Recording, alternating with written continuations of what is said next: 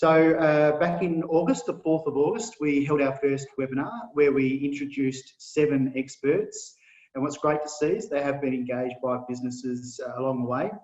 And that right now we have an opportunity to focus down with 2 of those experts who we previously introduced and 1 brand new one as well.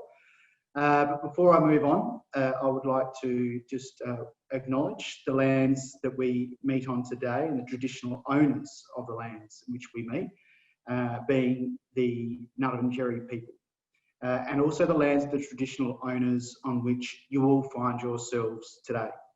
We pay respects to their elders, past, present and future, and extend that respect to other Aboriginal and Torres Strait Islander people who are present today.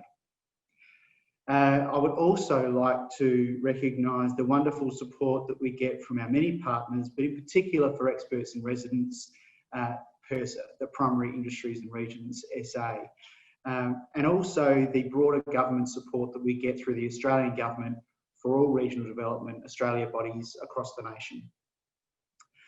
So just in terms of housekeeping, on the top of your screen, you'll see that there are different viewing options, and you can see on screen now what this looks like. And please just sort of play around with those as you need. You'll also probably see some visuals on the right-hand side. You can work out whether you want to see just one screen at a time or many. So play around with those and get them right. If you have any questions, please use our Q&A box down the bottom of the screen there, and also we've got a chat function as well. So we welcome that throughout the whole session, and there'll be a couple of reminders that come out along the way to make sure that you're putting your grey matter to use. We'll also be trying something new, and we might have a few things where, as we're going into this new world, some issues, so please bear with us through those. We'll be opening up polls throughout the session for you to interact with. Please, when you see those polls come up, jump straight in, select your response, and then we'll show you the results as we go. Also, we're going to be recording this session, as we are now, for participants to view later. And for this reason, we'll be keeping questions anonymous wherever we see fit. So the layout of the session is about 2 hours or so of session here. So what we'll be doing is going through a quick intro with speakers, about 50 minutes of presentation, then 3-minute break, and then I'll call you back after the 3-minute break, and then we'll go into another round of presentations, about 45 minutes there, and then we'll end with a question time. So the questions probably go 5 to 10 minutes or so. And we're keeping that brief because really what we want you to do is to engage with the experts as businesses. That's why we've got them on. So we'll finish the session up with a quick sort of how-to in terms of booking those sessions with the experts. So without further ado, I would like to welcome our key presenters, and our key presenters are, as you can see on screen there, Nerida Kelton, Ralph Moyle and Keith Chessel from the Australian Institute of Packaging. It's great to have Ralph and Keith back. Nerida's promised that she'll play the umpire because we had a little bit of back and forth between Ralph and Keith last time. They've worked with each other for a long time. They bring a huge amount of experience and some good humour too. And welcome, ladies and gentlemen, from the lovely South Australia, Murraylands region. In Ben's introduction there, he touched on the complexities of it, of packaging, of sustainability. Look, there is a lot going on, and we're here to, in fact, help your businesses today. That's really our core purpose with regional development, is to provide a resource to you to get you through the traffic, the noise of what's going on, both on a federal level, also on a state level. You have some interesting legislation coming through due to be enacted in January 21. There's a lot going on here. There's a lot going on with your consumers and your customers about what's sustainable packaging, food waste, and other factors. Quite simply, on Nerida's background there, we're here to help you. And that's the program that we've developed here today in this workshop.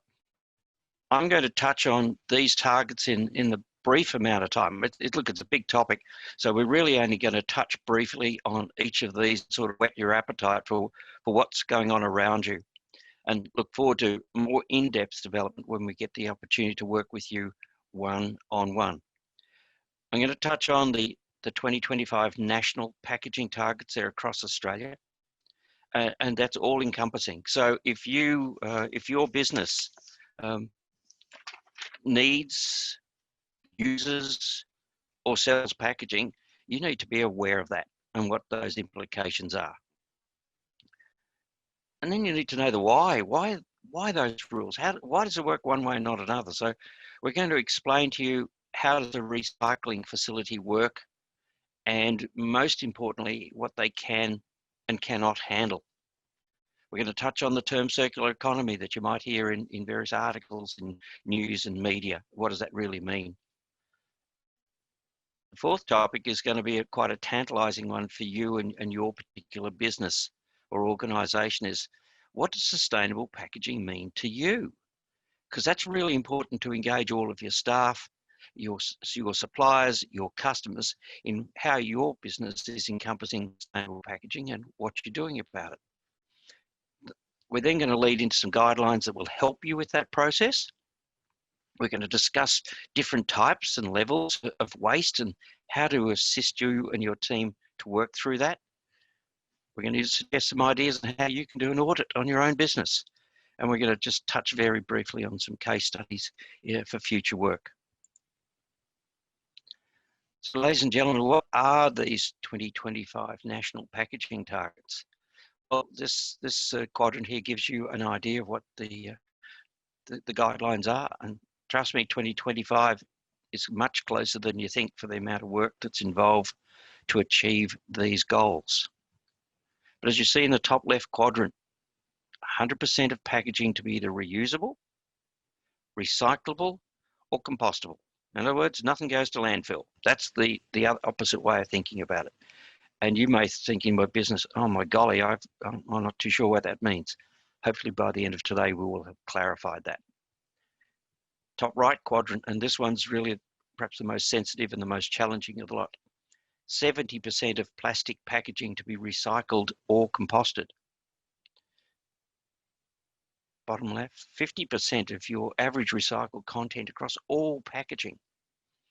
Boxes, jars, pouches, the whole lot. And please just don't think about your own, just the consumer units that might be sold. Think about the secondary packaging, tertiary, and others.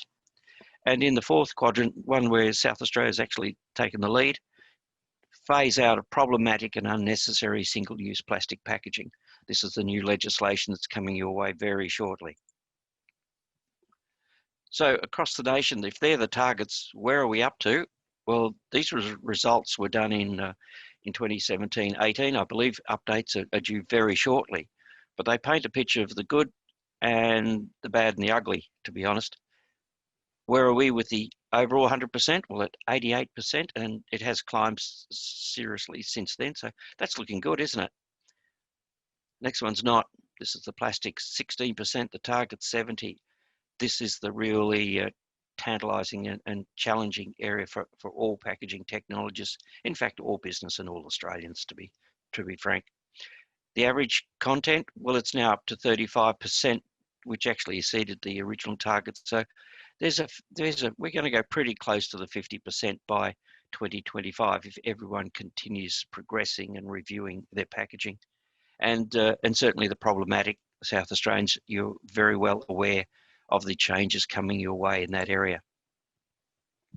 This is a brief history of those targets.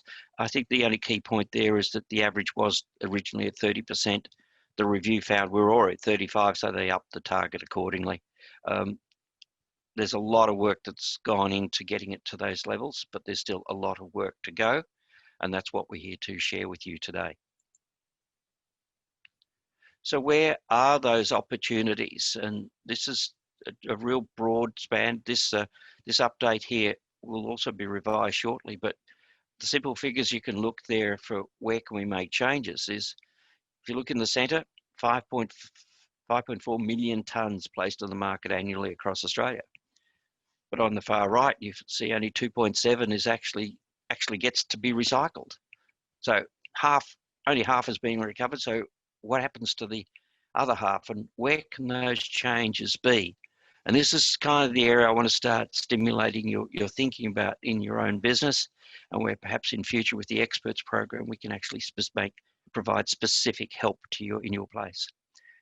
12% is lost by, it's just simply not designed for recycling. It's the wrong materials, wrong everything. And it's actually not that difficult to make real impacts there. 32%, that's a massive number, isn't it? Is not even collected for recycling. And we'll highlight a lot of areas there where we don't communicate either directly to the user of the product, either through communication on the label or the side of the box or anywhere, telling them, this is what I want you to do when you're finished with it. It goes in this box or that box or something else. Direct people, tell them what needs to be done. And there's wholesale confusion in that area. And I've got quite an amusing video to share with you to illustrate that point, which you might have a few laughs at, but it's actually quite serious. And there's 18% that's lost in the recovery process. And there are many reasons for that: shape, size, colour, whatever, that can be that. But they can all be attended to and addressed. While still, and I should point out, this isn't just a spend program here. Our process is to work with you to make this cost effective. Because yes, it's nice to be sustainable, but you still want to be in profitable businesses at the same time. Who's doing the work, and where does the AIP that Nerida described, where do we fit in the program? APCO is the overarching body across Australia. It is not a mandatory program, but it does have approximately 1,600 signatories to it, most of which are really significant businesses, but there's a lot of small SMEs involved with it. And one of our encouragements through this program is for you and your businesses to join up and be part of it, because their resources are significant. There's the prep design section. They provide some software which helps you determine in your design and choice program is what will go through a recycling program. The Planet Arc section, this is a labelling program, a uniform national labelling program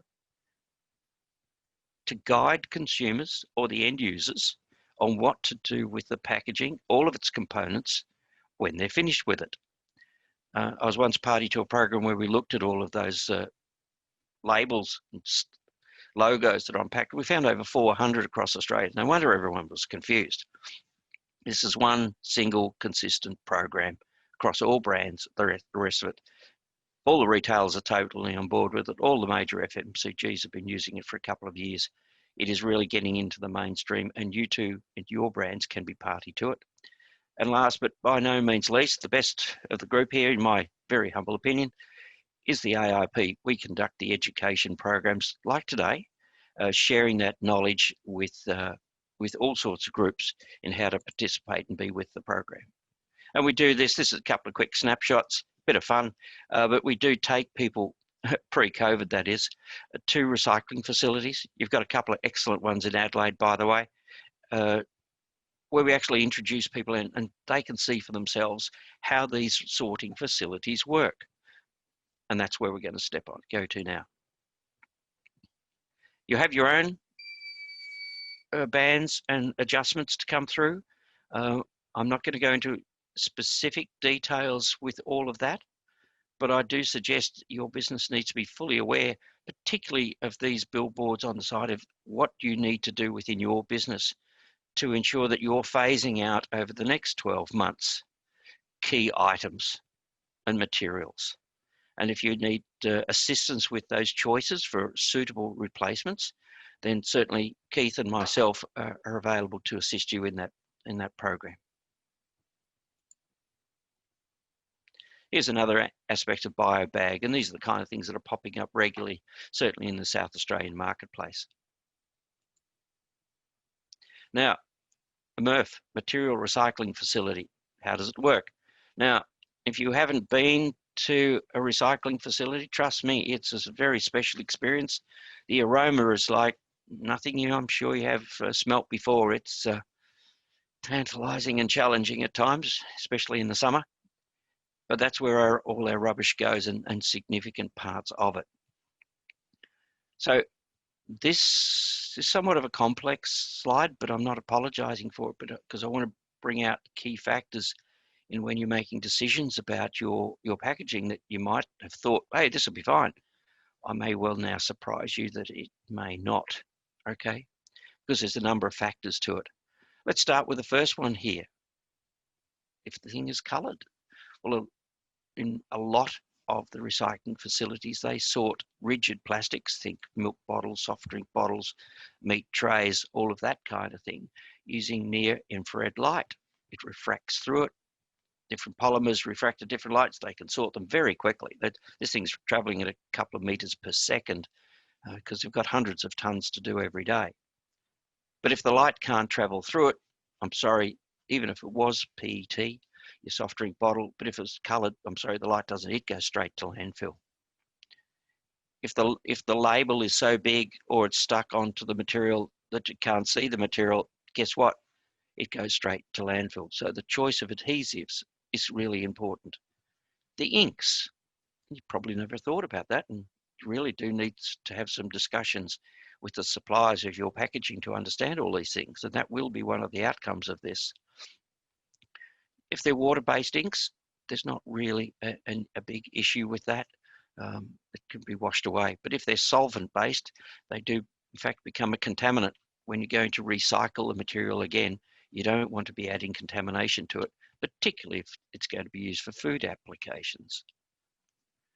The weight of the item, very simply, if it's very light, it'll get blown away. Think the old shopping supermarket plastic bags, they'll just blow in the wind. Sorry, it's not there. Or if things are very big, I'm sorry, they're just too heavy and the machinery can't handle it.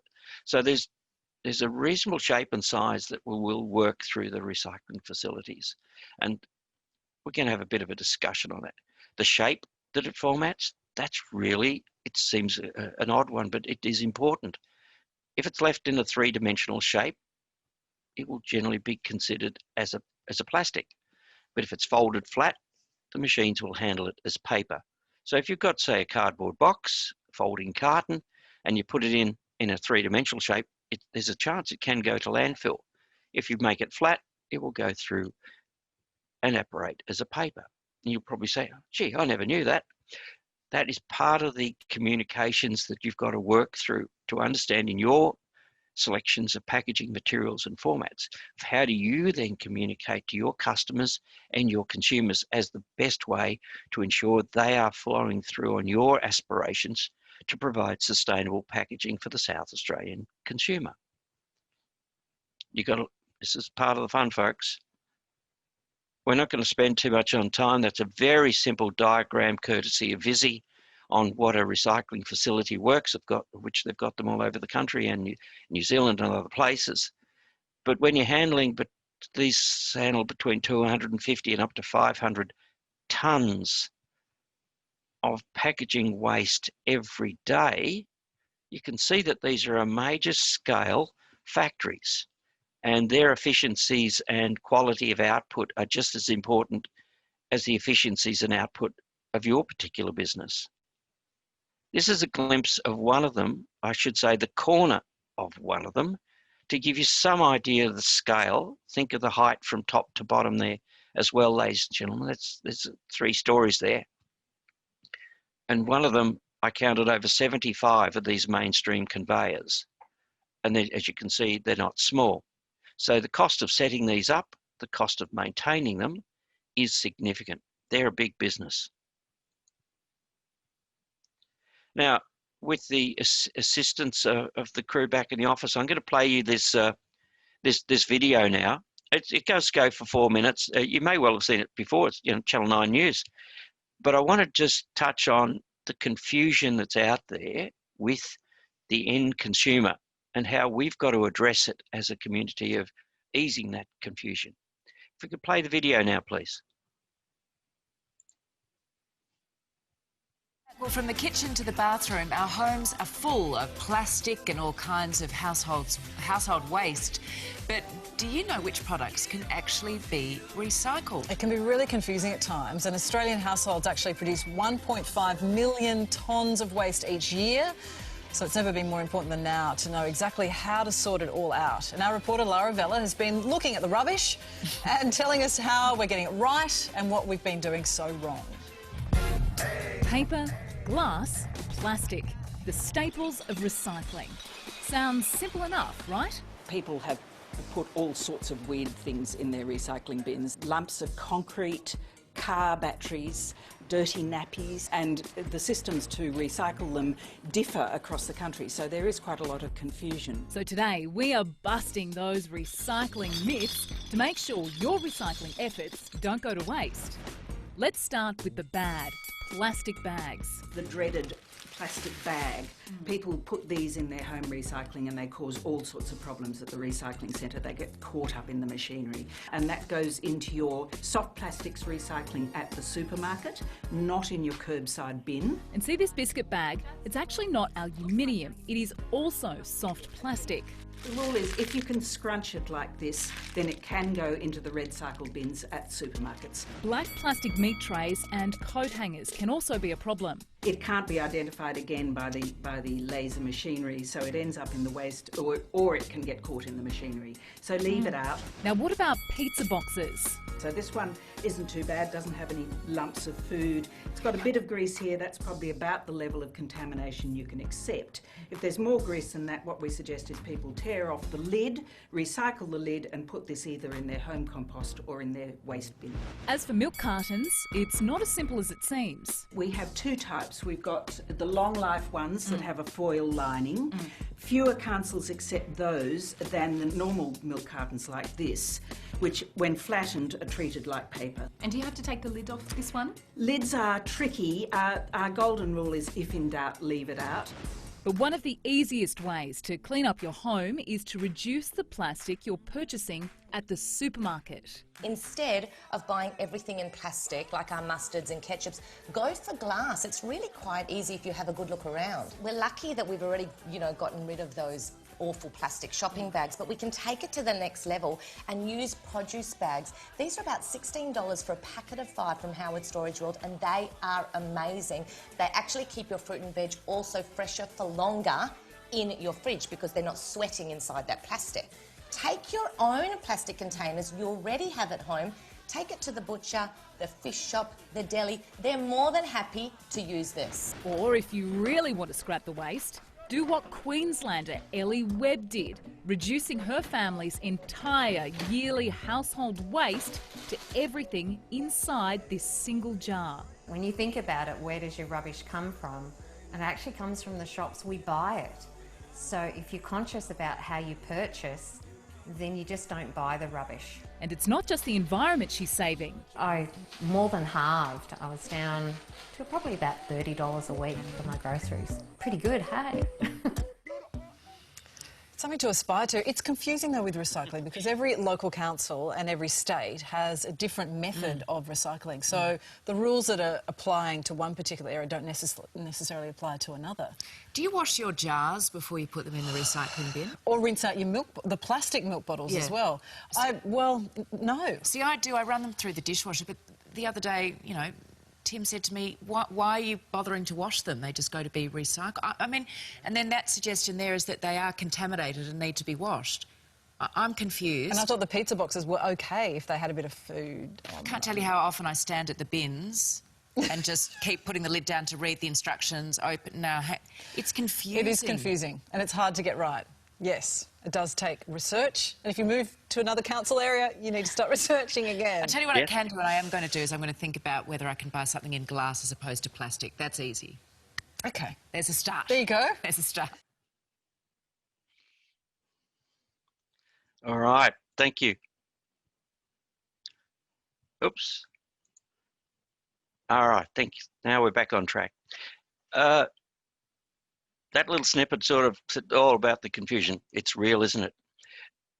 That snippet was all very much focused about the home purchases, correct? But trust me, it's no different at all about from a business point of view.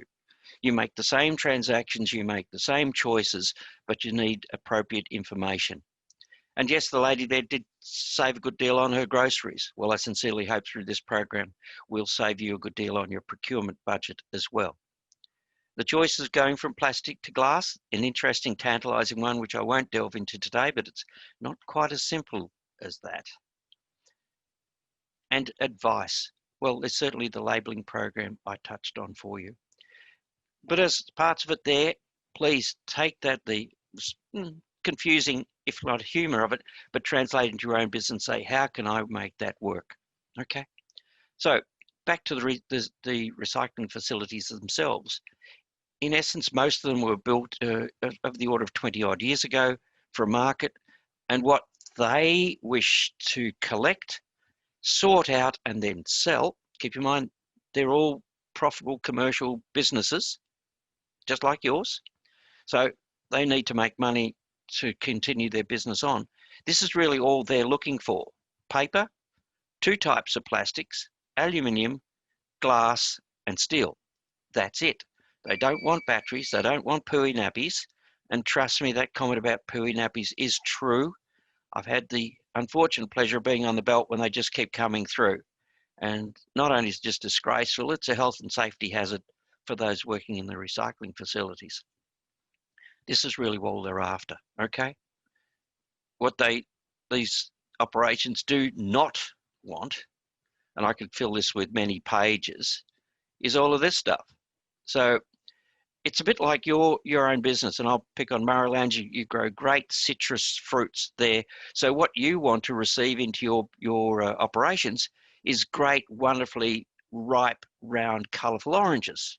So it's no use me sending you pineapples and tomatoes, is it? Because what are you going to do with them?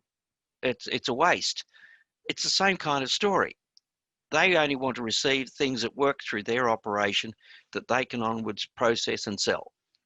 You're no different. So don't bother putting in your recycling or in your commercial recycling from your factories things that people don't want or can't sell. There's work to be done there. That's what one of the core pillars of this program is all about.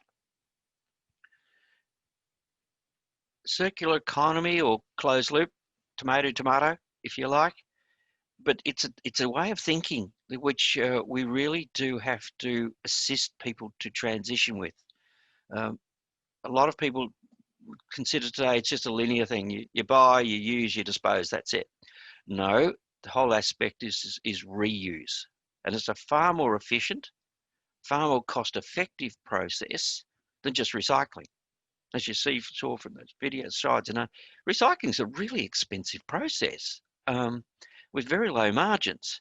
So one of the key things that Keith and I have found when we've gone into businesses in South Australia is say, look, when was the last time you sat down with your supplier? Because perhaps you bring in small labels or boxes, but it comes in a second box, the outer box, if you will.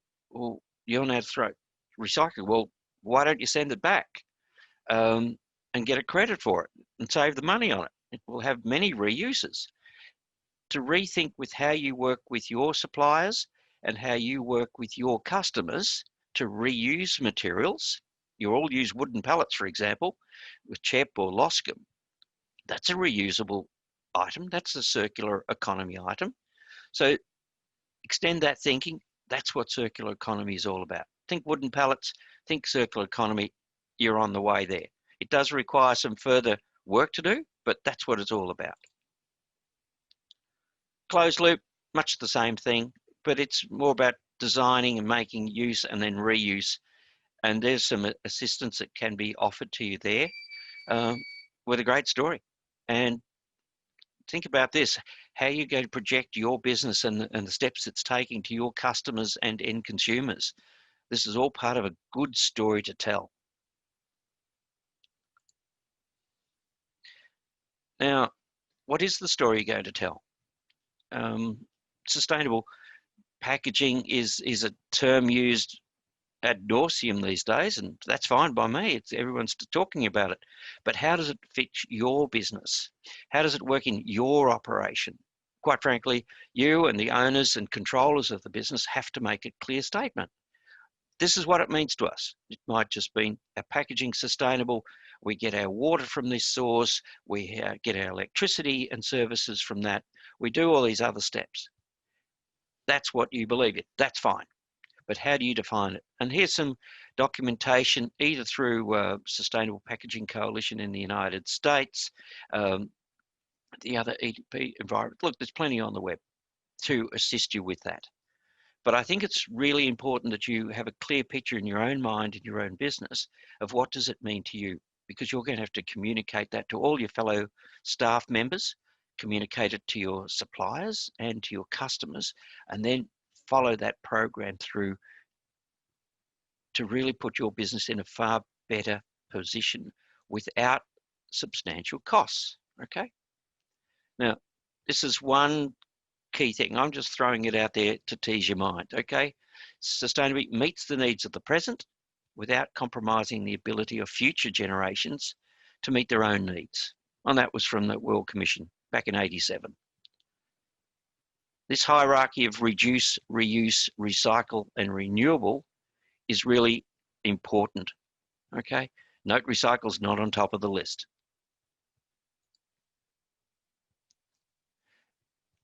There's another definition, and grab your, there'll be copies of this, I'm sure, circulated, or grab your phones now, but that's one clear way of defining it. It's not the only one, but I challenge you to find one that works for your business. But it's still got to provide its primary functions. It's still got to have a lower environmental impact. The Australian Packaging Covenant is an organisation that's been around 20 years. The AIP, as I indicated earlier, we're the education arm for them, and we're very much here to assist them in their projections. One of the things they've put out for their signatories is their sustainable packaging principles. There are 10 of them, and they do provide a lot of documentation behind it on how to use them and checklists for businesses to work through in each of those areas. The AIP does conduct half-day training courses on how to implement these particular guidelines, and it's a very good roadmap for businesses and those with the packaging part of their brief to assist them in implementing. Here's a couple of the key links between the 2025 national packaging targets that I mentioned at the very beginning and these guidelines. You want 100%. Well, it takes you through the process for design for recovery and how to handle it. There's several pages in items and checklists to work through there. As far as the plastics is concerned, well, again, the principles 1, the 30% is in principles 5. They integrate. So you think, how do I achieve that 2025 national packaging targets? These guidelines really help you with a step process with it. Now, I do believe you'll need some guidance with it, and that's part of the service that Keith and I can provide to your business. There's also quick start guides that APCO put out. At the moment, I think there are 4 of them. They're generating 2 or 3 new ones, excuse me, each year on different materials. They certainly covered the basically PET and glass and labelling. There's others to follow. It's a really useful service that APCO provides. So again, we encourage you to consider them. That's the core of it, I think. I think as I've touched through this, you need to design and procure more sustainable packaging. So you do need to engage with your suppliers and firstly find out, what have you got now? And does it meet your principles of sustainability and where you want to take your business? You may be surprised, you may even be disappointed with what they can offer. There are many choices out there today in this field. You don't have to be stuck with your incumbents. And the other key factor that we're stressing here is you need to talk to your consumers. Now, whether that's on the pack, on your website, through your advertising, all of your different formats, don't be afraid to tell them the good work you're doing. I know we Aussies, we're a pretty modest bunch and we'd like to keep quiet. This is not really a place for doing that. If you're in business, you've got to stand up there and tell people what you stand for, they will respond. And I think the South Australian community has been hearing and acting on this story for quite a long time. So let's just look at the different levels of waste as we move forward towards concluding. This hierarchy here is just to help you and your team think, what's my most important factor? What's my next most? What have I got to do? And if I start in the reverse, the last thing you want to be doing is throwing it away. If you've paid for it and now you have to pay to get rid of it, that doesn't sound very profitable to me. You want to be at the top end here. So if you can reduce the weight, shape, size, and therefore the cost of what you're purchasing and still provide the same functionality, that's the first place you're going to go. But if you've done that, okay, can I reuse this item? Now, certainly in primary packaging and food contact, that's not often the case. But in the secondary packaging and the tertiary packaging, there's many opportunities to consider. Then we consider recycling, and we've touched on that at length. Then there's a recovery aspect. The last list is disposal. So everybody in your business thinks along the same lines of that hierarchy. That's all that's about. They link very closely to the 2025 targets, and it involves your entire supply chain. Looking at your tenders, your contracts, both on what you pay for and what you get, what you sell to. Audit of your business. Hopefully when you finish with today's program from Keith and myself, you'll have a lot of ideas out there. And then I'd like you later this afternoon or first thing in the morning, start at the front gate and walk through your entire business and revisit again, where are we up to? And if you have struggled with that, there are places and websites like this one by InkPen, which is very thorough for a farming-based operation, where it starts literally at the paddock and ends up at the plate, if you like. If you want to go that far, those opportunities are available. Or if you want to just look within the confines of your own operation, we can certainly assist you with that and with guidance on where you can go to for options. Take a quick photo of that slide, ladies and gentlemen. That's what I mean about auditing your business. You do need to talk to your suppliers. You do need to talk to your customers. So what have we achieved so far? Those are the reductions that have caused a harmful impact. There is actions going on, but what we'd encourage each of you in the Murray Riverlands, you're part of the process as much as anyone in Adelaide, Melbourne and Sydney.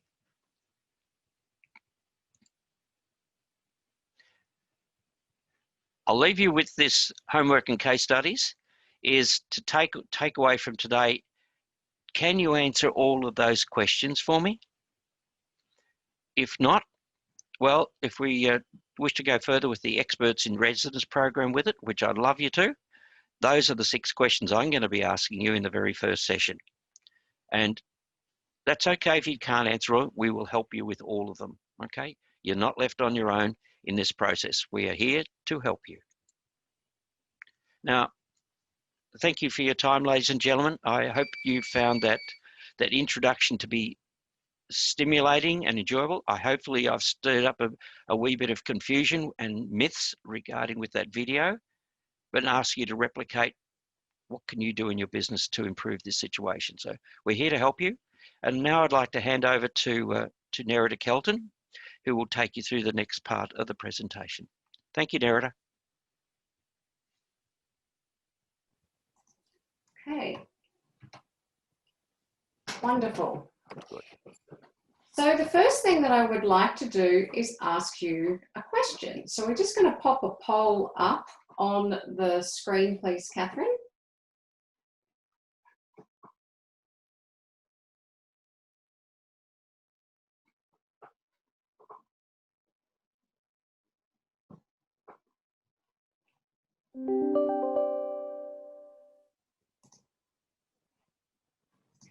Okay, can everybody see the poll? So I'd just like you to jump into the poll and answer it for us, please.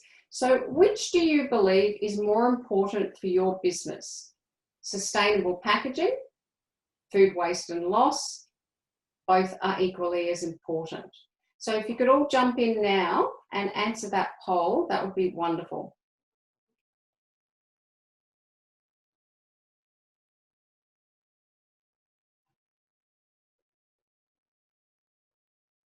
And Catherine, if you can share the results on that once the majority of people have put that in.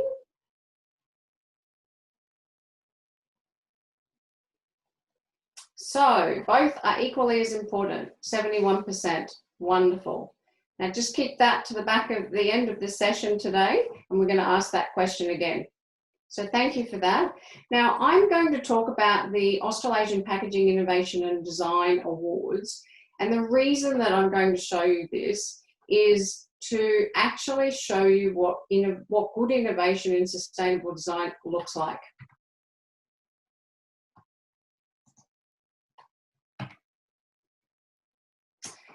So this is one of the gold winners of the Sustainable Packaging Design Award for Australia and New Zealand this year. And this was Coca-Cola.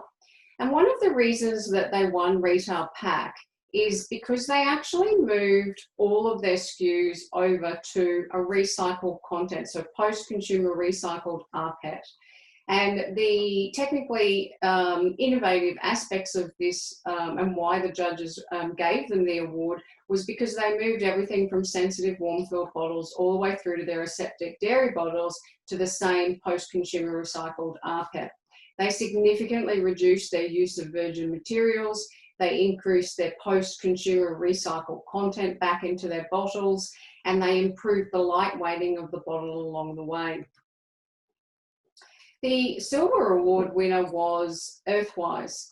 And Earthwise, it was actually a joint project between Australia and New Zealand. And what Earthwise did was take a whole lot of milk bottles and recycle them back into their range. So they were looking at all of their cleaning and laundry ranges and actually put post-consumer recycled content back in. As you can see on the right, there's significant savings with this, and everything from energy, water usage, all the way through to the levels of plastic that they reduced in the transformation of this.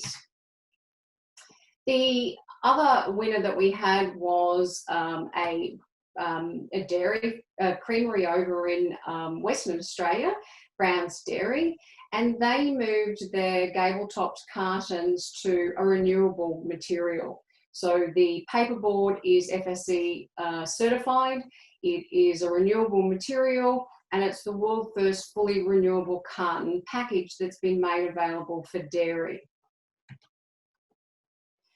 Another one that is interesting, this goes back to one of the conversations that Ralph had, is that this is about a washable adhesive. So the actual label on that pack is washable in the recycling process. And you are going to start to see a lot more innovations in this area. So keep an eye out, because washable adhesives, washable labels within the recycling capabilities is going to be the way of the future. So the punnet is recyclable. The punnet is using a recycled content, and then the label is washable in the bath. Another one that's really interesting is e-commerce, and there are a lot of innovations happening in e-commerce. So when we talk about packaging, we're not just talking about primary packaging, we're talking about primary, secondary, and tertiary. So for everybody listening today, you need to start thinking about all three areas. You can reduce what you can eliminate and try and get rid of all of the unnecessary problematic materials that we don't want, for example, polystyrene, and even start considering replacing things like they have here in this image to virgin craft material, fully recyclable, all the way through to curbside. Another area, which is a fabulous example for all of you, is an Opal innovation where they have replaced all of their inserts to a recyclable molded paper-based insert. And it's fully recyclable, it's reducing plastics waste, it has the same benefits and functions of the previous inserts. It breathes, it absorbs, it relays the humidity, and it actually has the shock and vibration protection as well. Another area of your businesses to consider is in your actual distribution and warehouses. What can you do there to reduce your plastic, to reduce your packaging, and replace unnecessary problematic materials? So considering looking at even the way you wrap and pack and strap.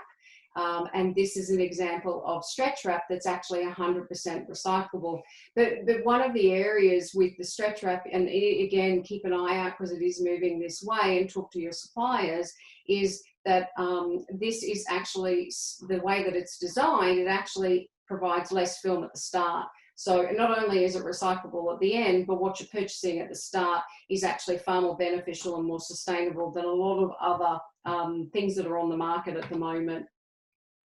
And then just very briefly, what happens with our winners in Australia and New Zealand is then they're actually eligible for a global awards program.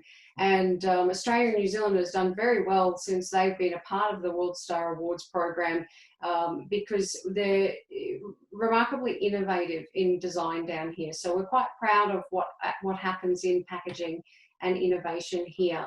So just as an example, the World Star Award winner for sustainable packaging design this year was actually an Australian-New Zealand project with Pact Group, and it was again a dairy creamery in New Zealand that actually replaced all of their glass with post-consumer recycled content. So they've actually had a significant savings, as you'll see on the right. They continue to keep and maintain that glass look and feel, but it's fully recyclable, and it's closing the loop and using recycled content. The silver winner was also Australian this year, and it was Woolworths Australia. And what they did was they went into their bakery range and replaced all of their black non-recyclable trays with a fibre-based renewable material recyclable tray. And they also reduced all of their plastics in the bakery by 265 tonnes per year. The other advantage of this innovation is it's home compostable and certified by the Australasian Bioplastics Association and recyclable by the Australasian Recycling Labelling Program. And the bronze winner was Yassa Packaging over in the Netherlands, and they have basically made this one material. It's a mono material. They've eliminated all of the sealing processes. There's no plastic coatings. It's fully recyclable. It can be closed without sealing. Ideal for potatoes, onions, nuts, seeds, and bulbs. And this is a really good example of sustainable packaging that's easy, cost-effective, and one material. And that's it for me. And I will hand over now to Keith Chessel for the next part of the, I beg your pardon, to Ben. Fantastic. Thank you very much, Nerida, and thank you to Ralph. Look, we're going to go to a quick 3-minute break, so it gives everyone a chance to head off, have a quick refresh, and then head back. I will give a bit of a shout out when I've got about 30 seconds or so to go. So thank you very much to our presenters so far. And for those who could not quite understand what was going on with me earlier, I think we had a few internet issues, so I'll be taking that up with our regional connectivity program. But I've now got a different internet connection, so hopefully all will be well going forward. So go off, have yourself 3 minutes, and we'll see you very soon.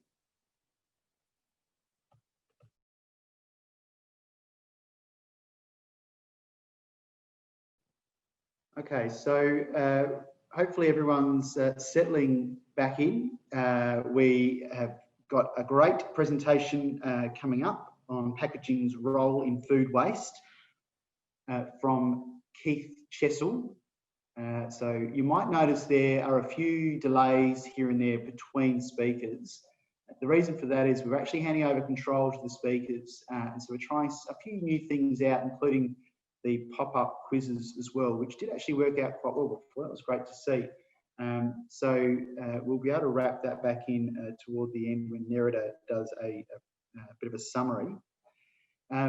So are we ready at this stage? My trusty team behind the scenes, I think we'll be handing across to yourself, Keith, in just a tick.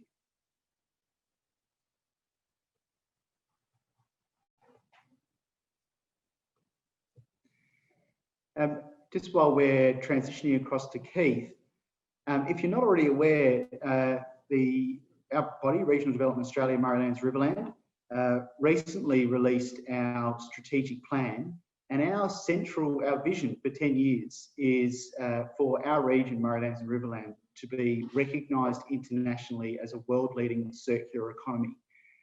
So we ourselves are going through a lot of the processes that you're hearing about right now as a business, but also helping through processes like this to help the rest of our region do the same. Now I've got Keith online, and I think I'm about to give you the handball. Keith, over to you. Thank you, Ben, and it's great to be with the Regional Development Authority as we share this program with you. Working with Rolf, we do a lot of work together, and we're a great team. Starting earlier, he's B1 and I'm B2, but so we take great opportunity in being able to work things through. I want to, as I said, talk to you about the packaging's role in minimising food waste today. So I thought we'd start with a poll there. Catherine, if you could organise to put that up, where the question I'd like you to ask, which is a pretty political question. So does plastic packaging have a role to play in reducing food loss and waste? So I'd be really interested to get your poll question on that, and hopefully by the time I've finished I may have impacted some of your thinking. So if you could just take a few minutes to have a quick look at that role. Does plastic packaging have a role to play in reducing food loss and waste? Food loss refers to really what happens from particularly when you look at produce from the farm area right through the manufacturing, and the waste really occurs from the retailer through to the home. So food loss for the production side and for the consumption side is the food waste, is how you would define both those. All had a chance to do that? Well, as maybe if you can bring that up to share that when it comes. Important role, that's great to see. Eliminate all plastic. I thought I might have been even higher on eliminate all plastic. So it'll be interesting as we work through today as I share some of the aspects of that.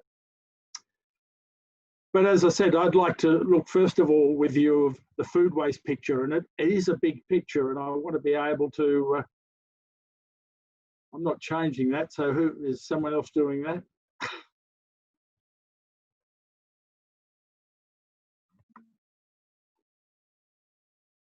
There we go.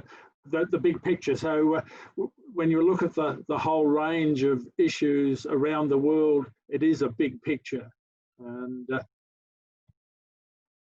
you might need to change that, Catherine, for me. I can't, that's not moving.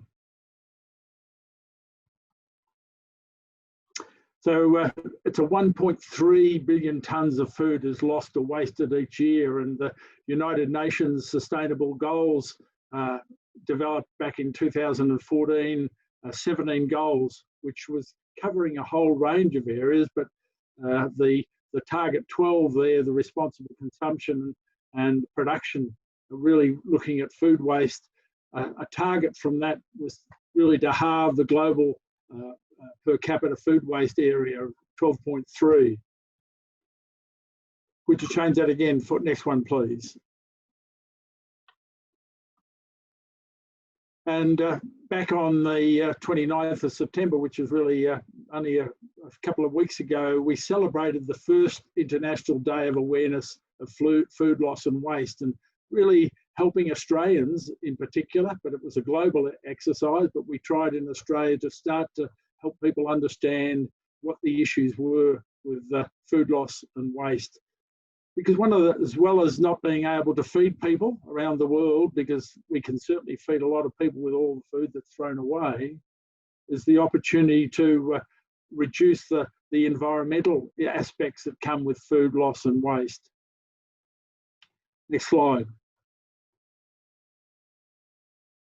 Because one of those issues of, as we mitigate food loss and waste, it can reverse global warming and feed more people. So you can see there the impact of that global loss and waste that it consumes if we throw away all that food, we're losing 21% of all fresh water, 19% of fertiliser, 18% of crop lands, and 21% of landfill volume. So it has a real commercial, but also an environmental and also a humanitarian aspect as we look at the impact of food waste.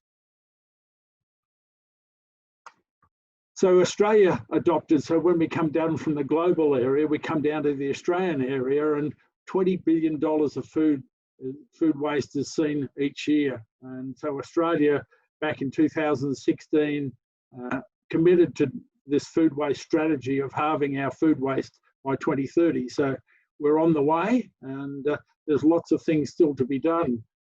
Part of the functioning of that was the establishment of a Fight Food Waste Cooperative Research Centre, where they were funded by the federal government to start this 10-year program and to look at all aspects from the produce side right through to the consumer side. And the AIP have played an important part in that, and I'll talk a little bit that at the moment. But Australia it's estimated generates 7.3 million tonnes of food waste from a 2016-17 report. So that's a lot of stuff. And first of all, 1.2 metric tonnes, a million tonnes of that is able to be recycled or recovered and goes off into different areas, but it's still wasted food. The second area, 2.9 metric tonnes goes off into food programs, hunger programs and recovery. But the astounding area is 3.2 million tonnes is still disposed of, an enormous quantity of food that is lost from any use, and then impacting our greenhouse gases when it goes to landfill. So a task for you, the food waste sector, you look at there's 7.3 million tonnes of food wasted. Where do you think, when you look at the areas on the bottom of the chart, is it primary production is the major contributor, manufacturing, wholesaling, retailing, hospitality, food service, institution or household? If you've got a pencil, write down, or a pen, write down which you think it is before I uncover them for you. Well, I hope you've picked at least one or two which you think are the biggest contributors. So primary production, 31.3%, manufacturing, 24%, wholesaling, retail, hospitality, institution. There it is, the biggest waste is in the household. And so you'll see a lot of the activity that certainly the AIP in looking at packaging's role in reducing food waste is aimed at the household. But some of the things I'd like to talk to you about, particularly from the produce side, and of being able to, how of that 31% of food waste there, what are things that we can be doing from a packaging role of understanding your business that can help to reduce that as well. Let's come down to South Australia, because I think we've got a fair few South Australians here. So 6,800 metric tonnes is thrown away in South Australia, and households contribute 1,000 tonnes to that. Institutions, 200 metric tonnes. Manufacturing, 2.4 metric tonnes, and primary production, again in this area, is a key item for us. So one of these things that certainly this program, the AOP, would like to really work with you and to encourage you to look at ways that we can assist you to reduce that food waste and move forward with that. Here are some of the items that contribute to that in South Australia: tomatoes, potatoes, onions, carrots, and you can see, you can work through the chart, but a number of all the primary produce items that impact that in South Australia. I'd like to play you a video produced by the Fight Food Waste CRC. So if you could play that for us, Catherine, that'd be great. Really, this will provide for you some of the issues, practical issues.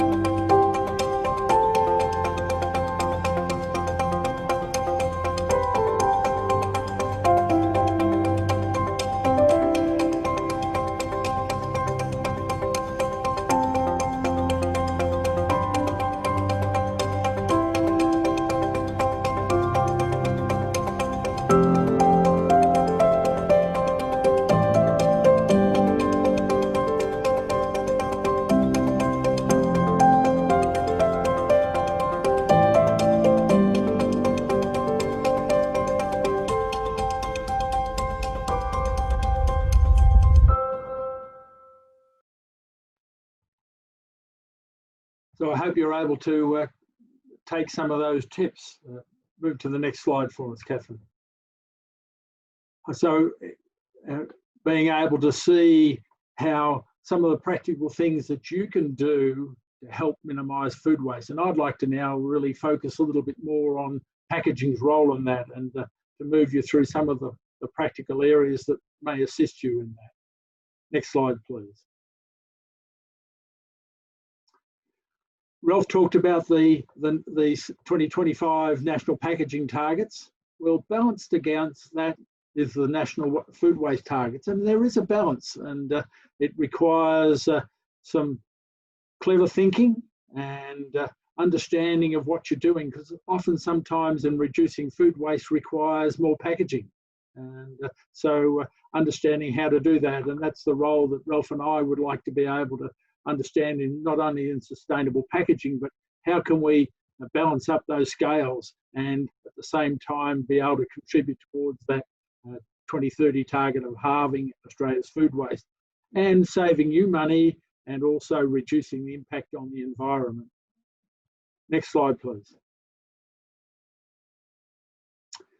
Ralph talked about the sustainable packaging principles, or the guidelines. So item 3 on there, designed to reduce product waste. So this is one aspect of the whole sustainable packaging principles or guidelines that are key. Next one, please. So looking at that waste hierarchy, this is a food waste hierarchy that Ralph talked about earlier, but really source reduction right through to landfill, the various aspects from terms of food waste, feeding hungry people, animal reduction. The aim is to source, reduce and feed, make good use of that food waste. And can push the next slide, please. You'll see that as we do that and we concentrate on the higher end of that food waste reduction, we minimise the economic benefits and the social benefits, and we also contribute globally to the UN Sustainable Guidelines. Next slide. When you look at that food waste hierarchy, where do you think the role of minimising packaging fits in on that chart? You need to push the button for me again, please. Right at the top. So the task that the ARP and we really want to encourage you is to recognise, by designing your packaging and using your packaging to minimise food waste, is at the right mark, is the right point of doing the best and recovering the best recovery system for us. Next, as you can see, then the rest of the roles, the food bank and the Oz Harvest, the feeding hungry people and the donation, that's really developing fabulously in Australia at the moment, and they're offering up certainly to the supermarkets, and we're seeing industry is getting involved in being able to make sure that food doesn't get to landfill, but it is used in other areas. Next slide, please. So the AOP have joined the Fight Food Waste CRC, and we play an important part, and you can see some of our partners as we work of the Safe Food Packaging Criteria and Framework. And we've been now working on this for a couple of years, and the team has been coming up with some good ideas. So I want to share with you, the next slide please, share with you some of the important aspects of that. But our consumers, and you've indicated it in your survey, consumers struggle to understand why do we need to package particularly fresh produce, and that's the question. And as you look at it, we need to use packaging because it has an important aspect in reducing food waste. It delays, it extends shelf life, it provides barrier protection and other areas. Next slide, please. One of the Fresh Plaza, one of the fresh produce magazines shared recently this article, which in the middle you see highlighted there, that as well as the fresh produce area or the produce industry recognising the need to eliminate plastic packaging, they have also become very much aware that it is a necessary part to ensure quality and shelf life in the perishable products. So I found this quite encouraging with because packaging, and particularly plastic packaging, has been demonised, and in probably good reason in terms of certainly the ocean pollution and our lack of handling of our plastic packaging. Next slide, please. So our Fight Food Waste CRC input has been to develop 5 safe food packaging design criteria, and you can see on the screen there we have a Safe Foods Packaging Design Award, which Nerid is going to run you through some of those at the end. But so our 5 criteria have been used in judging the awards for the safe food packaging. Next slide. So what's the definition? Ralph gave you a definition of sustainable packaging. The definition here is that we've adopted a safe food packaging is designed to minimise or control or prevent food waste from paddock to plate using innovative and intuitive design features. And of course, these features must contain, protect, preserve and extend shelf life, and providing consumers with convenience, with easy open, reseal and portion control, all the way balancing that scale up to ensure we meet the sustainable packaging targets. Next slide. And again, so let me take you through the 5 criteria. The first one is designed to contain and protect, and you can read the rest of that criteria. The second one, just flick through those now for me.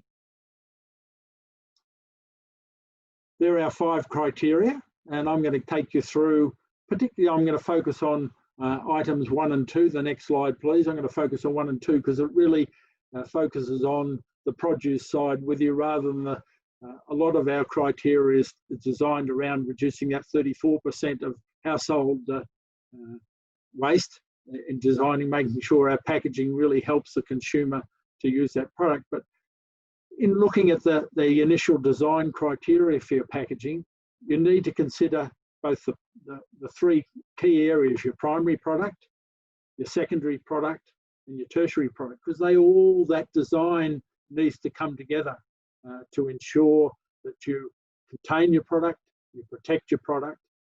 So the next push the button again for me. We've seen with all the COVID issues that consumers have been very concerned, and we've seen quite a swing back to plastic packaging in particular, because they're recognising that's giving them a better feel that hasn't been handled, hasn't been touched. So packaging provides that first area of protecting your product from contamination. The strawberry issues has been one that we've seen also in terms of tamper evidence, and you've seen that a lot of your clamshell packs now are sealed or made so they can't be tampered with. The last area on there is really that protection from your product, of being able to protect your product from spoilage. And there's some great innovations with ethylene pads and barriers, and I'm going to talk a little bit about that on the next slide, please.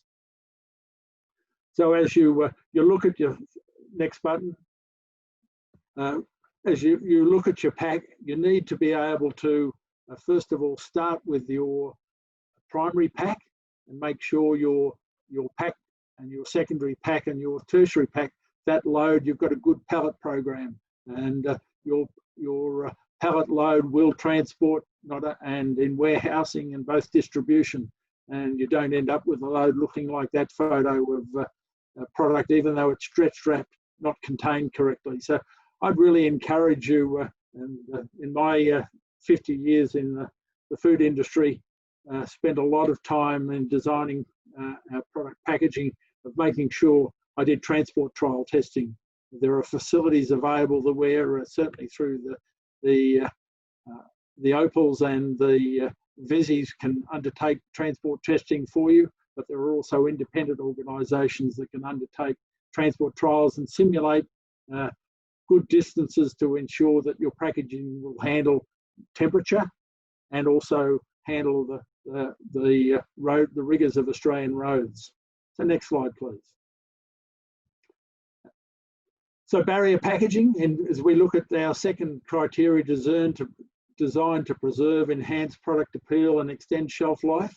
Barrier packaging is one of the key areas that we see, and we've seen some great innovations, and you'll see some of those that Nerida will share with you at the end. But and then there's active and intelligent packaging. We've seen a lot of new innovations come through into the marketplace recently, which we can do temperature controls and ensure that the product hasn't been abused with temperature. There's also ethylene measurements and providing lots of intelligent items that can now be applied to your produce.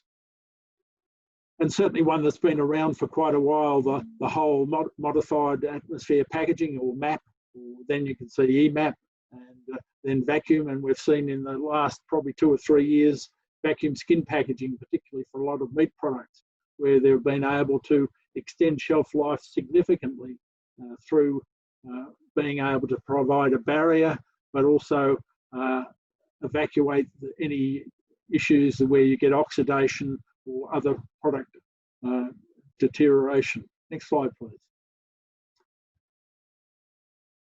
Look, I've put together just a helpful, about a 4-minute video, just explaining to you some of the technologies in both modified atmosphere packaging, but also what we call active modified packaging. So if you can play that for us, it'd be wonderful. Thank you.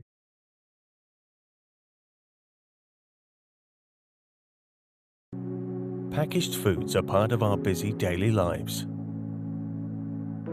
Using modified atmosphere packaging or gas flushing is a safe and natural way to extend the shelf life of these foods.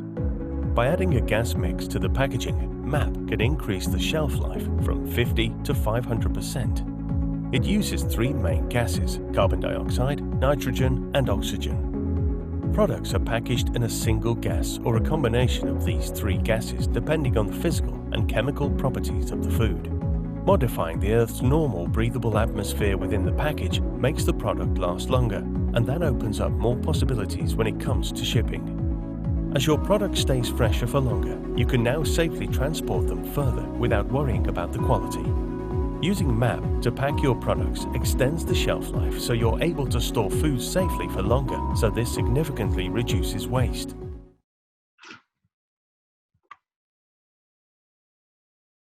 So, we all love our fruit and veggies fresh. Yummy. And to keep our veggies and fruit fresh, we need to put them in a package.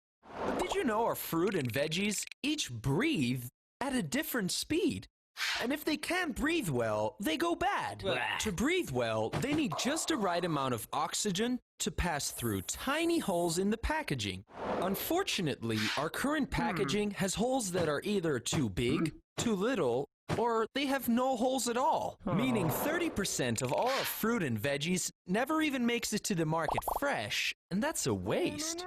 But what if we could make just the right size hole for each fruit and vegetable? Perfotech found a way to make just the right size holes in your packages. Here's how that works. Perfotech's analysis machine measures exactly how fast each vegetable and fruit breathes and how big the holes have to be. And Perfotech's laser machine will then make really tiny holes in the package. This way, your fruit and veggies stay fresh up to twice as long, and that rocks. We're seeing some examples of the different packs as this runs through of how it extends the shelf life.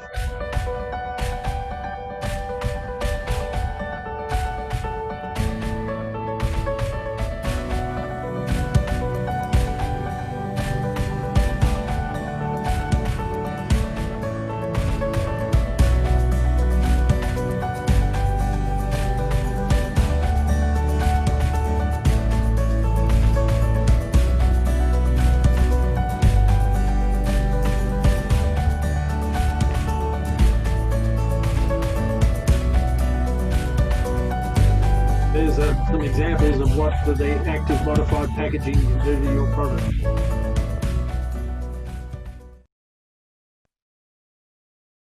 Thank you. Next slide, please. So there's that giving you some idea of what can be done with technology and plastic packaging. And this product on the screen, the Fresher product, is a one we narrowed will show a little bit later, but we gave this award back in about 2017. I think it was the best example for us of taking an avocado, which has about 7 to 10 days in chilled conditions, that Fresh Technologies in New Zealand virtually took the bottom end of the avocado, really no good for export or domestic market, and crushed that, made it into guacamole, and then used cold high pressure processing with that. And they initially started with just a plastic barrier material and got about 30 days of shelf life, but then they went to an active barrier packaging with that, and then extended that nearly to 90 to 100 days. So almost a 200% improvement by using the right technologies. And that's part of the task that Ralph and I would love to work with you and help you to understand what technologies are available in the marketplace. Next slide, please. So up to design 3, to provide convenience to not waste food. So we're getting more now down to the consumer end of handling our product. So portion control, important. I'm a 2-person household, my wife and I. And so in the case of bread, I haven't wasted or thrown away any bread, I think, in 2 years, because we buy our loaf of bread, and as soon as we get it home, we break it up into about 4 packs, stick it in the freezer, and I grab a pack and we use that up. So we haven't wasted any bread. So portion control is an important way, particularly when you want to sell in bulk, but being able to provide the consumer freshness and stop food waste. But in that portion control is a classic example where more packaging is required, but achieving a better reduction in food waste and in preserving and shelf life. Easy peel and reseal features. There's some great technology on the marketplace now to enable you to reseal and provide the protection for your product. And the third item there is making sure it has easy dispensing. This is a pack we gave an award to last year. Again, great pourability, great handling, and you don't have a skerrick of milk left in that pack at the end. So it used all the product. Because you'll find with the consistencies of some of your product, you can end up with 2 to 3% of product left over in the packaging, which is wasted, but it also becomes a contamination when you want to recycle that product. Next slide, please. Looking at item 4, designed to promote and communicate to consumers how to handle, store, prepare and reuse food products. One of the big frustrations that certainly in the packaging industry we have is consumers don't understand why their product's packaged. And we would love to see, particularly from the retail area, of why they've got their tomatoes packaged, why they put apples in a bag together so you don't handle them and pick through them, and they end up throwing a lot of apples away. So different opportunities in terms of communicating to consumers why your product is packaged. There's a big issue with confusion best before dates and use by dates. And how many of you in your household, I'm sure if you've done a pantry or ever done a pantry audit, you've found a whole lot of products that are past their date, or so you thought they were.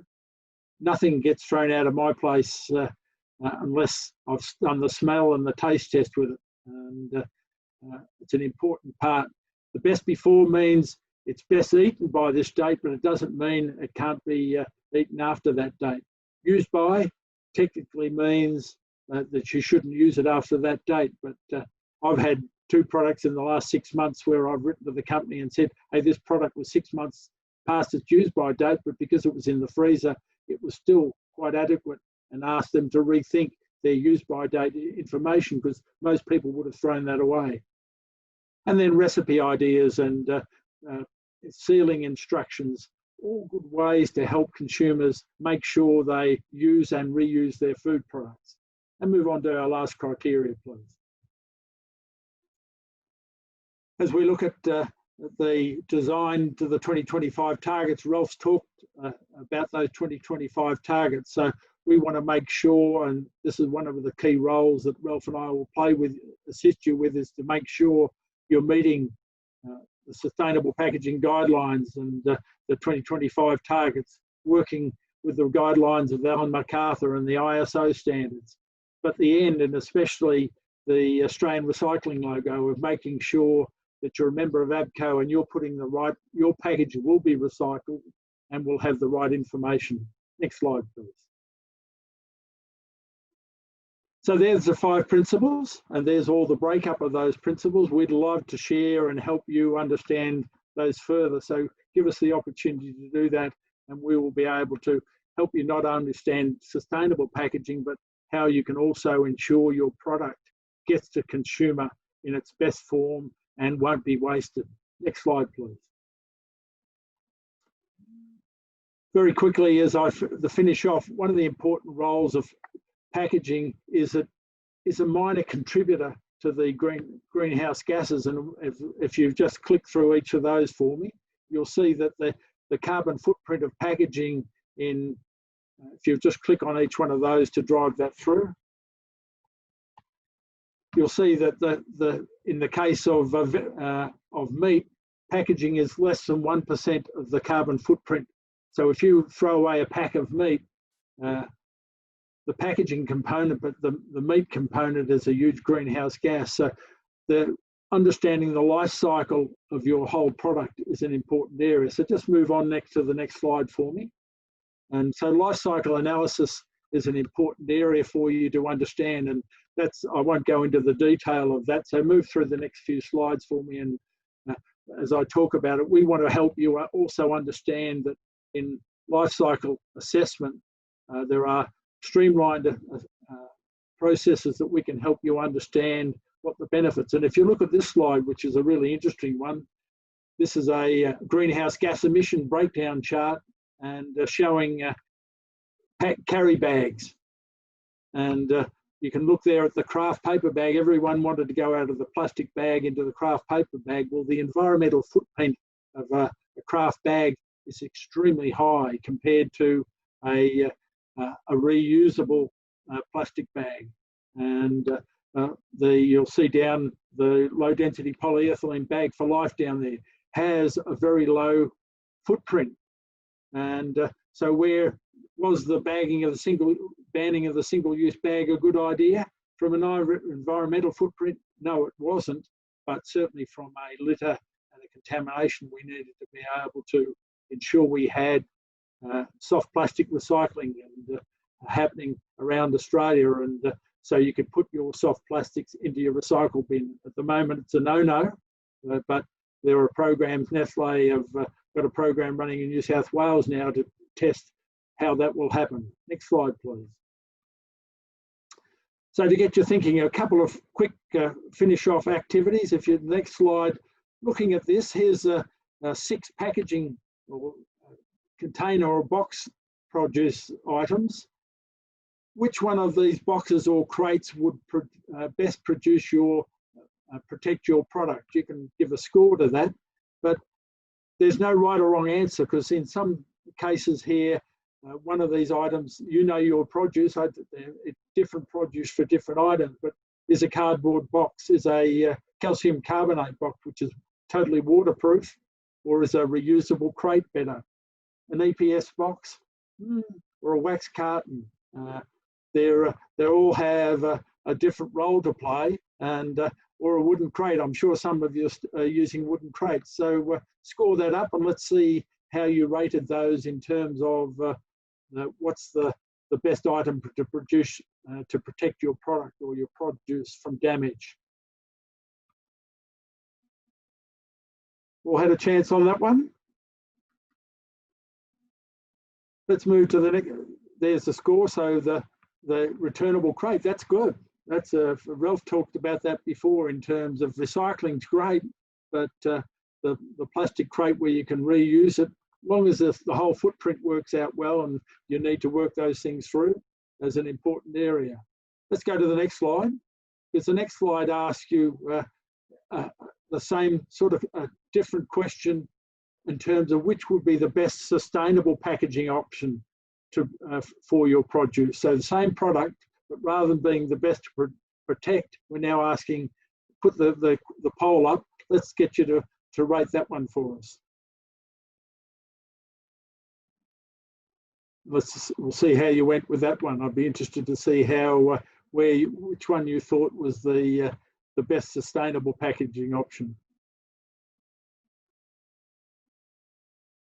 These are the things that we'll certainly be wanting to work with you to help you understand what are the best things for you to do. It looks like you've done pretty well in terms of the sustainable options there. As I said, it depends on the life cycle analysis of some of those items. The calcium carbonate box is a new development to the market. At the moment, it can be recycled, but there's not the facilities to recycle. But the company that have put that on the market are working hard to develop a closed-loop system to be able to recover that box. So that will become a really good sustainable option. Next slide, please. And finally, to finish off, as you look at these, look at the life cycle analysis there, you can see the calcium carbonate box has a very good footprint compared to the cardboard box, polystyrene, core flute, and the wax carton. Very poor life cycle result from that. So interesting things that we can work through with you to help you understand each of your individual items. Next slide, please. And to finish off, some of the narrative already shown you some of those. We've judged some interesting sustainable packaging protection options. So there are, depending on your produce, a sealed air temp guard. If you've got a temperature sensitive item, there's some great sustainable options there. The Ranpacker thermal pack option, Wool Cool, a really great innovation, an award winner there, and the narratives already showed you the opal insert. So there are a lot of sustainable packaging options that we'd like to help introduce you to, and that may provide not only the sustainable packaging options, but also help to protect your product. Last slide, please.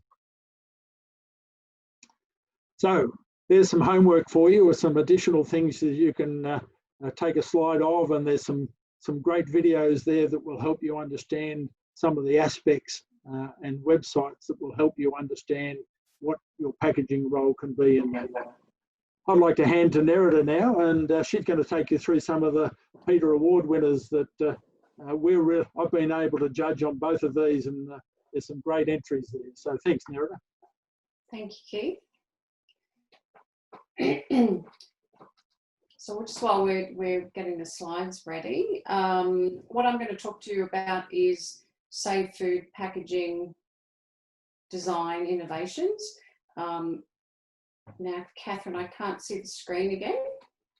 We've been running these awards since 2017, and it's still growing, and getting companies to start thinking about the opportunities of safe food packaging. So it's a new item, so it's exciting to see, and you'll see some of the great ones. Thanks, Nerida. Okay, so I wanted to show you a couple of really innovative safe food packaging designs, because some of these you wouldn't even think about that actually can prevent and minimise food waste. So this is developed by Flavour Creations, and it was a ready-to-drink meal for dysphagia patients. And when you actually look at the food losses along the supply chain, there's quite a lot in institutions, hospitals and aged care facilities. So if you think about an aged care facility or somebody that's in hospital, they need something that they can easily open, easily reseal, hold and dispense. They need legibility, clear on pack communication, best before dates. And this is a very clever and innovative design that actually does prevent and minimise food waste.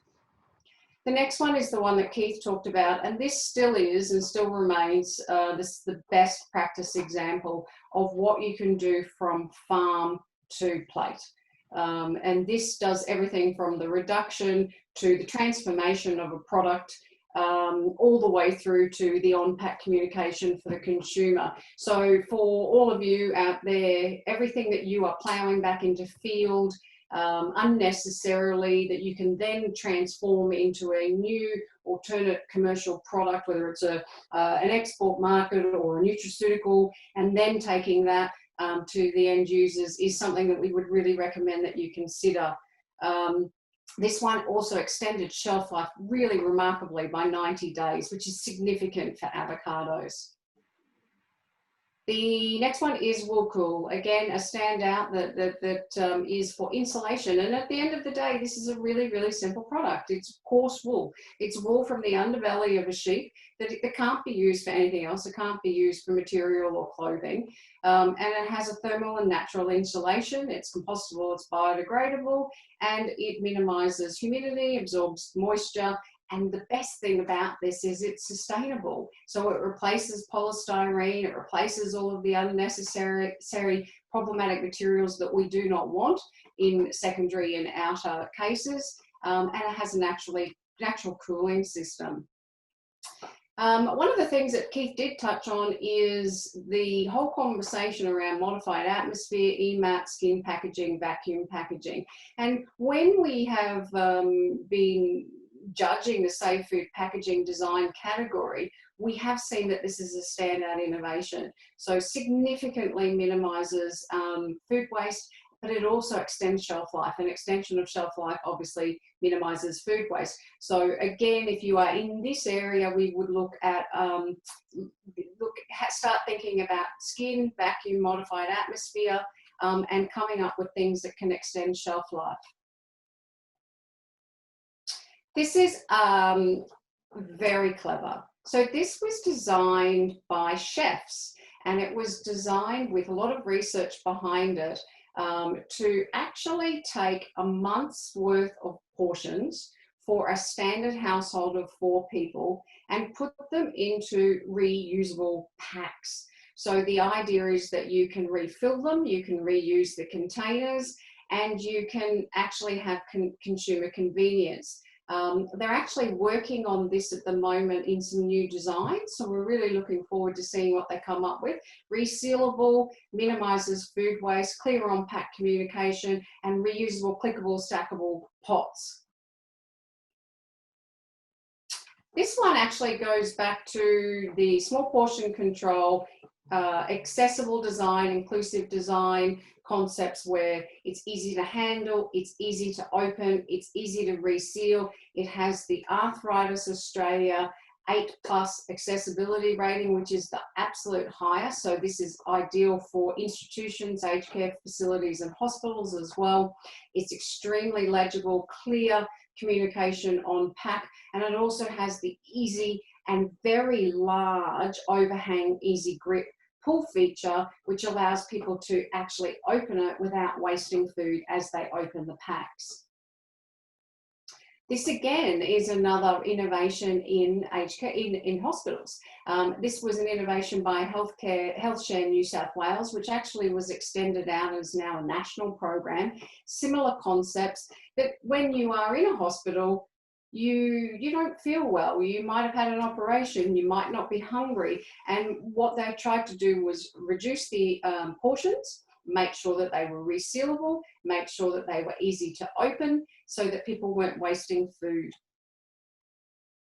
And then just quickly to go into the World Star Awards, the Hazeltine Chicken Farm actually won the Gold Star Special Award for Safe Food Packaging in the world this year. Again, we're extremely excited with how many innovations are coming out of down here in our region. But this was extremely clever because this is all designed around consumer convenience. A lot of households now are not 6 people, are not 4 people. On average, they're 2. So again, my husband and I, we don't want 4 pieces of chicken. We want 2 because we don't want to waste food. So these are small portion control portion packs. They're easy to open, they're easy to reseal, and the most important feature of this is they're freezer ready. So it actually extends shelf life. So have a think about some of your products and see whether you can actually move them into freezer ready packs, and actually look at what freezer ready communication you can put on pack as well to help the consumers understand. Like Keith gave the example of bread. Did you know that bread can be frozen? Did you know that it extends shelf life? So start thinking about what you can communicate on pack to minimise food waste. The silver winner came out of China, and this was a really interesting innovation. In the region of China that this was designed for, a household actually uses on average 40 to 50 eggs a week in their cooking. So they were looking at something that the locals could purchase, and it could be flexible, reusable and modular, and that they could actually take down to the markets to stack their eggs for the week. It's a recyclable option and it's a reusable option. And the last one is the bronze winner, which came out of America.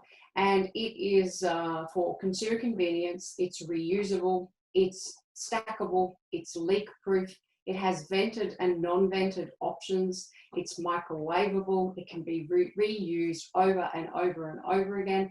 And one of the most important features is they change the material of the container and the lid to be the same. So one material for the two components, so that it can be recyclable via curbside collection. So again, start to consider the use of materials that you have and make sure that it's easily recyclable. Now, before I go and hand back to Ben, we're going to pop that same poll that we had when I first started this morning, and we're going to ask the same question again, and just to see after Keith and Ralph's fabulous presentations whether you actually changed your view. Just before we pop that one up, Meredith, yes, I'm actually going to pop up one on Keith's role that using packaging to reduce food waste is going to have, and then we'll pop up your poll straight absolutely. Afterwards.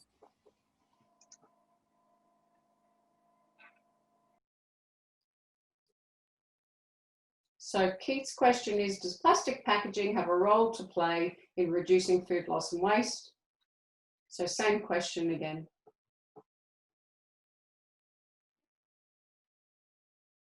And we're looking at 83% for an important role, which I think has actually changed slightly.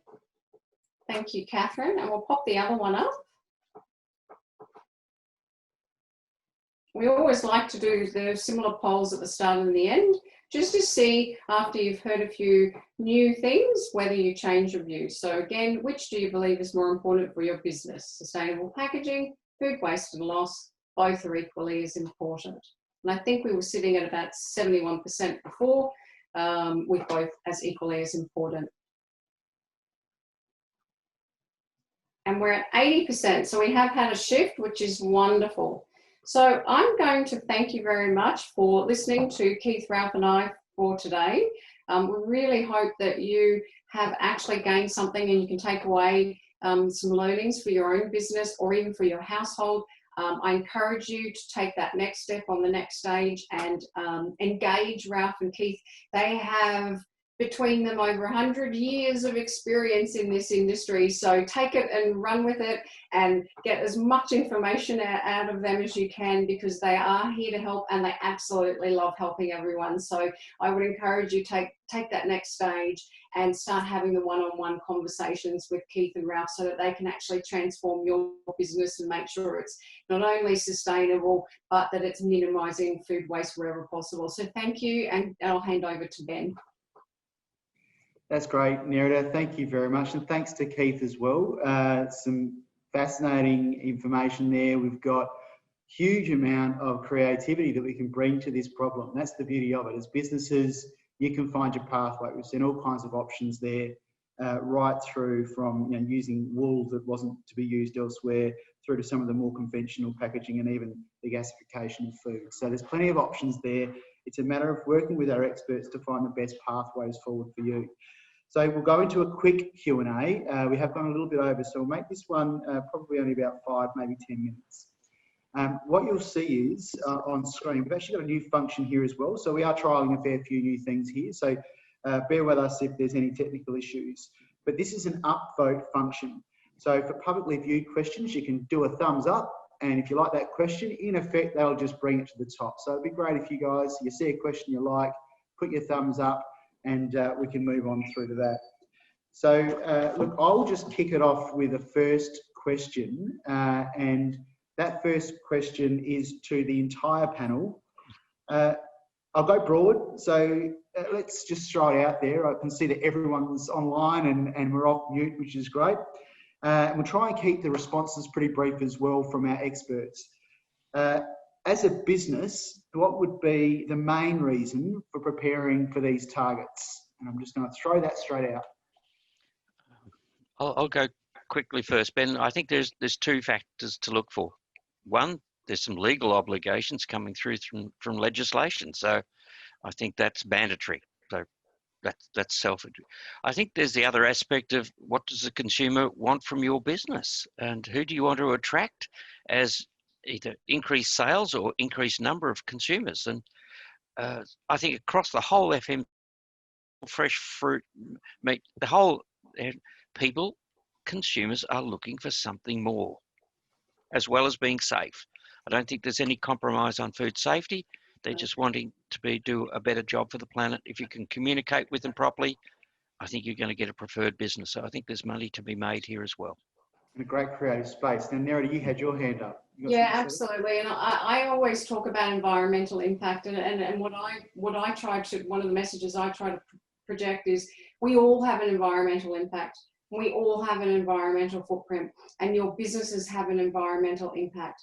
And the consumers now are driving us to change that. We have one planet, and we have to do better. And so what I would encourage you to do is consider what your environmental impact is and what you want to leave for the next generation and the generation after that, and take responsibility for what you're designing and what you're bringing into the world, and make sure you can minimize your environmental footprint and tell customers what you're doing. Share the message the whole way through.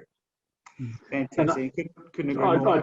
I just add to that too, Ben, that in terms of how you interact with your consumers, is important that your social responsibilities are important to the food loss, feeding those that are necessary. You might have a lot of produce now that could be used that may not meet the standards of the supermarkets or some of your customers. So there are things that you could be thinking about, and environmentally in terms of your packaging selection, of making sure that the packaging, as our 2025 target says, all our packaging to be 100% recycled or reused or compostable. So making sure you're designing, and that's really the role that Ralph and I will work with you to do, is to make sure you've looked at your primary, your secondary and your tertiary pack to make sure that they will meet that target. Now, look, thank you. And we've got a few questions here, which is great. I've actually been using the thumbs up function myself. I've given a couple of thumbs up.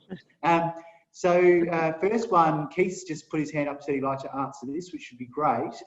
What product could replace the plastic string bags used for citrus? So keeping in mind that small businesses aren't necessarily in a position to set up a different type of packaging line at this stage. Over to you, Keith. I'm not going to give you the answer to that because it's part of the task that Ralph and I like to very much enjoy doing, but also find it more valuable, is to understand what your issues are, why you need to replace it, and then really to work with you and give you a number of suggestions to be able to understand what is the best solution. So I could say, hey, stick it in a plastic bag.